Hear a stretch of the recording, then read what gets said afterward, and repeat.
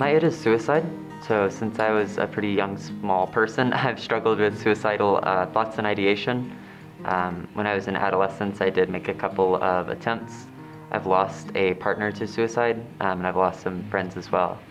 And of course, being a transgender person and like very much in trans community, it's something that has impacted my life a lot as I've moved more in those circles and kind of come into myself.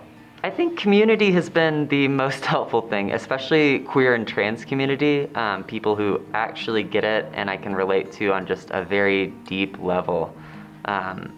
Yeah, therapy has also been amazing. So I see a therapist every week and have for years because that's just what I need to do to show up in this world how I'd like to show up. But more than therapy, especially just community and having good people around me. Yeah, a lot of queer culture tends to be centered around like bars, nightlife, clubbing, that kind of thing. I don't drink alcohol. I'm in recovery from an alcohol use disorder and have some other problems with substance use as well.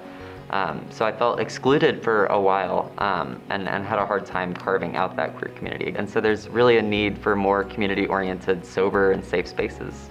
I think the first step is understanding that a lot of people have suicidal ideation or experience moments of suicidal despair and reducing stigma around that because, not every moment of suicidal despair will lead to a suicide attempt, but every suicide attempt starts with one of those moments of suicidal despair, right?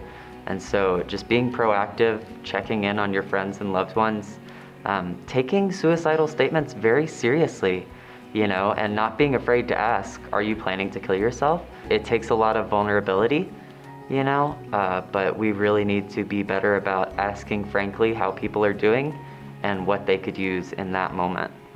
The other thing that people could do is just be aware of area resources and promote them without stigma.